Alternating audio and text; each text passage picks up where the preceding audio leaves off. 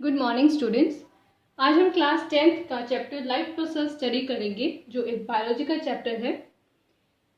Life process में सबसे पहले पार्ट 1 में डिस्कस किया जाएगा कि कौन से क्राइटेरिया हैं जिसकी मदद से हम डिसाइड कर सकते हैं कि कोई ऑर्गेनिज्म या कोई चीज लिविंग में कंसीडर की जा सकती है या उसे हम नॉन लिविंग में कंसीडर करें।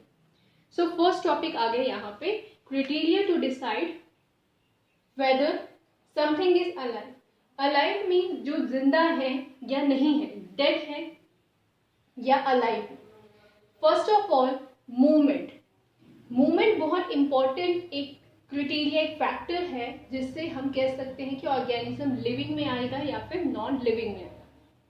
मूवमेंट का मतलब क्या होता है? मूवमेंट मीन्स जब हम एक पर्टिकुलर जगह पे हैं बट उस ऑर्गेनिज्म में कुछ चेंजेस हो रही हैं। लाइक एक पर्सन एक पर्टिकुलर प्लेस पे बैठा है बट वो अपने हाथ पैरों को हिला रहा है, तो दैट वी से मूवमेंट। लोकोमोशन एक ऐसा ही मिलता जुलता वर्ड है, कई बच्चे कई लोग जो इसे कंफ्यूज कर देते हैं, एक ही कंसीडर कर देते हैं। लोकोमोशन का मतलब होता है when an organism moving from one place to another. It means when the organism is changing its location. जब कोई ऑर्गेनिज्म अपनी जगह को चेंज कर रहा है, एक जगह से दूसरी जगह मूव कर रहा है, तो उसे कहा जाएगा लोकोमोशन। फर्स्ट मूवमेंट में हम क्या स्टडी करेंगे कि मूवमेंट कितने टाइप की हो सकती है, किस तरह की हो सकती है। मूवमेंट दो तरह की देखी गई है, some are visible and some are not. कुछ मूवमेंट ऐसी होती है जो विजिबल होती है, जो हम देख सकते हैं। कुछ ऐसी मूवमेंट भी होती है जो हमें विजिबल नहीं होती, बट इसका मतलब ये नहीं है कि हम कहेंगे कि उस ऑर्गेनिज्म में मूवमेंट ऐसी नहीं होती। लाइक अगर हम एक ब्रॉड कैटेगरी में समझें कि मूवमेंट जो है वो हर एक लिविंग ऑर्गेनिज्म का एक बेसिक फीचर है, तो ज़रूरी नहीं है, क्योंकि बहुत सारे ऐसे एनिमल्स हैं। लाइक अगर प्लांट्स की बात करें तो वो तो मूवमेंट नहीं करते। पॉलीफेरा में अगर हम बात करें तो स्पॉन्जेस एक ऐसे ऑर्गेनिजम्स हैं जो एक पर्टिकुलर प्लेस पे ही रहते हैं, बट एक पर्टिकुलर प्लेस पे रह के वो लोकेशन चेंज नहीं कर रहे, बट उनके अंदर भी कुछ विजिबल या कुछ नॉन विजिबल मूवमेंट चलती रहती है। विजिबल मूवमेंट तो हुई जहां पर मॉलिक्यूलर लेवल में चेंजेस आ रहे हैं, एक ऑर्गेनिज्म के अंदर कोई सेल फॉर्म हो रहा है या जो ब्लड सेल्स है वो मूव करे।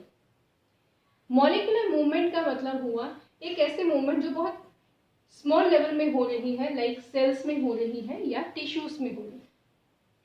एक सेल के अंदर एक पर्टिकुलर ऑर्गेनेली के अंदर अगर कोई केमिकल फॉर्म हो रहा है, लाइक प्रोटीन बन रही है, तो वो प्रोटीन उसी सेल के अंदर मूव करके एक लोकेशन से दूसरी लोकेशन में जा रही है, एक पर्टिकुलर प्लेस में ही चल रहा है ये काम, तो उसे हम मूवमेंट कंसीडर कर रहे हैं। और भी बहुत सारे क्राइटेरिया हैं जिससे हम डिसाइड कर सकते हैं कि कोई ऑर्गेनिज्म को हम अलाइव कंसीडर करेंगे या फिर उसे एक नॉन लिविंग या डेड कंसीडर करेंगे। मूवमेंट के बाद एक और हम क्राइटेरिया ले सकते हैं, that is life process. Life processes जो है ये लिविंग ऑर्गेनिज्म का एक ऐसा फीचर है जो हर एक लिविंग ऑर्गेनिज्म परफॉर्म करता है, चाहे वो एक लिविंग ऑर्गेनिज्म एक ह्यूमन हो या फिर वो एक स्मॉलेस्ट ऑर्गेनिज्म, लाइक जो कॉमन एग्जांपल आप लोअर क्लासेस समझते आ रहे हैं, अमीबा। लाइफ प्रोसेसेस होते क्या हैं? ये कुछ ऐसे प्रोसेसेस हैं जो हर एक लिविंग ऑर्गेनिजम्स में होंगे और ये बहुत ज़्यादा नेसेसरी होते हैं, बहुत ज़्यादा एसेंशियल होते हैं उस ऑर्गेनिज्म की लाइफ को मेंटेन करने के लिए। अगर ये लाइफ प्रोसेस में से कोई भी ऐसा लाइफ प्रोसेस है जो काम नहीं कर पा रहा प्रॉपरली, तो वो उस ऑर्गेनिज्म में कुछ ना कुछ साइन शो करेगा, मीन्स कुछ सिम्टम दिखाएगा, या तो उस ऑर्गेनिज्म में कोई डिजीज को शो करेगा। लाइफ प्रोसेस कौन से हो सकते हैं? हर एक लिविंग ऑर्गेनिज्म, चाहे वो स्मॉलेस्ट एक अमीबा की बात हो रही है, एक ह्यूज साइज एलिफेंट की बात हो रही है, या एक सोशल एनिमल ह्यूमन की बात हो रही है, सभी में 4 लाइफ प्रोसेस जो वो परफॉर्म होते ही होते। बट इनका जो कम्प्लेक्सिटी है वो डिपेंड करता है कि ऑर्गेनिज्म कैसा। If I am taking the example of amoeba, तो अमीबा में लाइफ प्रोसेस तो सारे वही चलेंगे, बट यहाँ पे जो कम्प्लेक्सिटी है वो उस लेवल की नहीं होगी, क्योंकि अमीबा इटसेल्फ में ही बहुत सिंपलेस्ट ऑर्गेनिज्म है, एक सिंगल सेल वाला ऑर्गेनिज्म। उसी तरीके से अगर मैं ह्यूमन की बात कर रही हूँ, तो ह्यूमन में लाइफ प्रोसेस जो होते हैं वो बहुत कम्प्लेक्स होंगे, क्योंकि ह्यूमन इटसेल्फ में एक कम्प्लेक्स ऑर्गेनिज्म है, हाईली डेवलप्ड ऑर्गेनाइजेशन है इसके अंदर। 4 टाइप के लाइफ प्रोसेस होते हैं। First is nutrition, second is respiration, third one is transportation and fourth one is excretion. Nutrition क्या होता है? हम फूड लेते हैं ताकि हमारी बॉडी के अंदर एसेंशियल न्यूट्रिएंट जाएं और वो हमारी बॉडी के अंदर जो इम्पोर्टेंट फंक्शन है उन्हें परफॉर्म करने में हेल्प करे। तो ये एक ऐसा प्रोसेस है जिसमें हमारी बॉडी के अंदर न्यूट्रिएंट जाते हैं और वो न्यूट्रिएंट बॉडी के अंदर एक इम्पॉर्टेंट रोल प्ले करते हैं। लाइक जैसे न्यू सेल्स की फॉर्मेशन करनी है, एनर्जी प्रोवाइड करनी है, रिपेयर करना है किसी सेल या टिश्यू या ऑर्गन को, तो उस केस में न्यूट्रिशन का इम्पॉर्टेंट रोल है। उस ऑर्गेनिज्म में ग्रोथ करनी है, उसमें डेवलपमेंट करवानी है, रिप्रोडक्शन होगी। सो उसकी बेसिक जो, अगर हम कह सकते हैं कि जो बेसिक फंडामेंटल है, वो प्रोसेस कौन सा होगा? न्यूट्रिशन होगा। ह्यूमन बींग्स में एक well organise, proper organise system होता है जिसे कहते हैं डाइजेस्टिव सिस्टम। एक ऐसा सिस्टम जो फूड को इनटेक करेगा, फूड को डाइजेस्ट करेगा और हमारे ब्लड के अंदर उसे ट्रांसपोर्ट कर देगा। सो डाइजेस्टिव सिस्टम एक ऐसा सिस्टम है वो जो एक्चुअल में जो फूड हमने लिया उस फूड को ब्रेक करेगा, सिंपल फॉर्म में कन्वर्ट करेगा ताकि हमारी बॉडी जो उसे डाइजेस्टेड फूड को अब्जॉर्ब कर सके। सो फूड हमारे लिए क्यों ज़रूरी है? ताकि वो हमारी बॉडी के अंदर डिफरेंट फंक्शंस को परफॉर्म कर सके। सो न्यूट्रिशन जो है, चाहे वो कोई भी ऑर्गेनिज्म है, हर एक ऑर्गेनिज्म न्यूट्रिशन लेता ही लेता है। अलग अलग मोड हो सकते हैं। लाइक कुछ ऑर्गेनिजम्स हैं जो अपने फूड प्रिपेयर कर सकते हैं, that will come in autotrophic mode of nutrition, and some those who cannot prepare their own food, they are known as heterotrophic mode of nutrition, means उनका जो मोड होगा वो होगा heterotrophic, and organisms को हम क्या बोलेंगे? we call them heterotroph, and those who can prepare their own food we call them autotroph. next life process है that is respiration. रेस्पिरेशन एक ऐसा प्रोसेस है, ये भी एक इम्पॉर्टेंट लाइफ प्रोसेस है जो क्या काम करेगी? हमारी बॉडी में जो फूड गया, अब उस फूड की डाइजेशन तो डाइजेस्टिव सिस्टम ने परफॉर्म कर दी, बट उस डाइजेस्टेड फूड को फर्दर ब्रेक डाउन किया जाता है रेस्पिरेटरी सिस्टम की मदद से, ताकि जो बॉडी के अंदर ऑक्सीजन गई वो उस डाइजेस्टेड फूड को और सिंप्लीफाई करे और एट लास्ट में किस चीज़ की प्रोडक्शन करेगी? That will be energy. क्योंकि एनर्जी हमारी बॉडी में अगर जनरेट नहीं हो रही तो आगे हमारी बॉडी के सेल्स काम ही नहीं कर पाएंगे। एक फ्यूल की तरह हम फूड जो है हमारी बॉडी में काम करता है।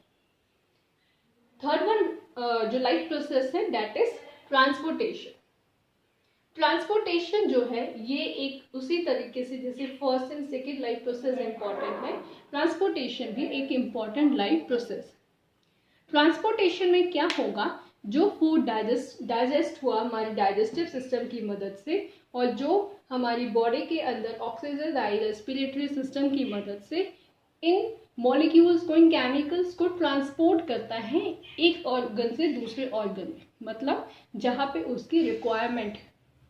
ट्रांसपोर्टेशन नेम से ही क्लियर हो रहा है कि यहाँ पे कोई चीज़, कोई केमिकल ट्रांसपोर्ट किया जाएगा एक जगह से उसके टारगेट प्लेस तक।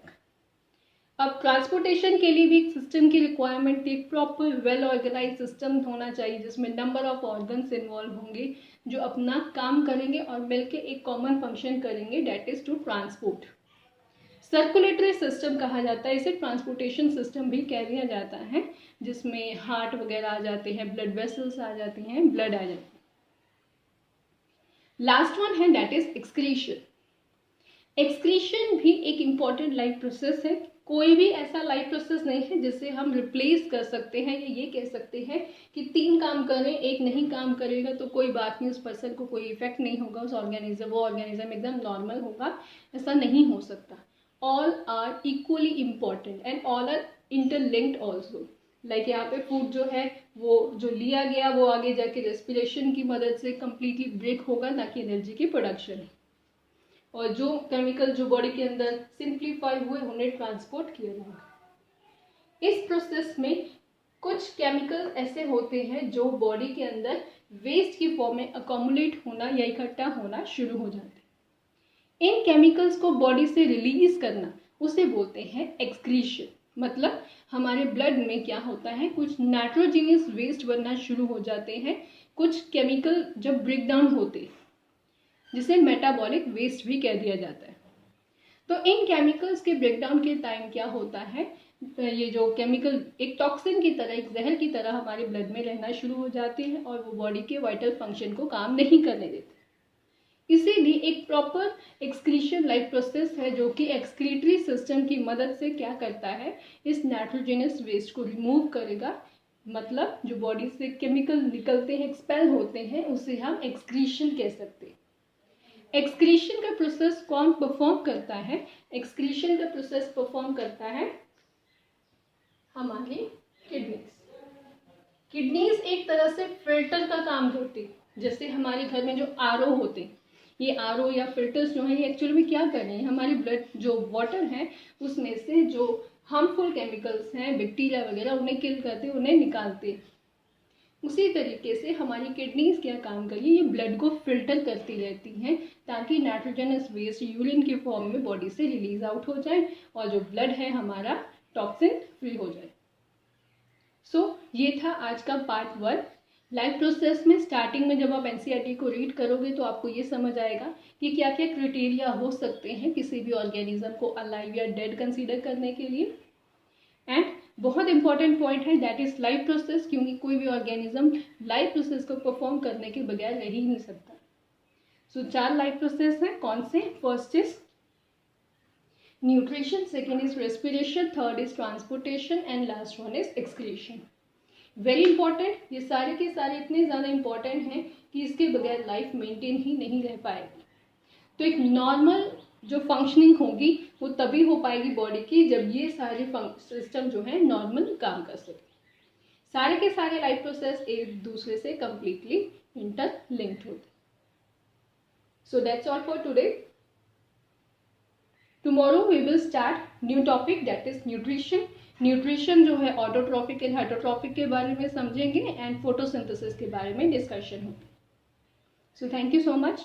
अगर आपको वीडियो समझ आई, अच्छी लगी, तो आप इसे लाइक, शेयर एंड सब्सक्राइब ज़रूर करें चैनल को, और नेक्स्ट जो वीडियोस आएंगी उनके साथ कनेक्टेड रहना ताकि आपको जो चैप्टर है वो इजीली समझ आए।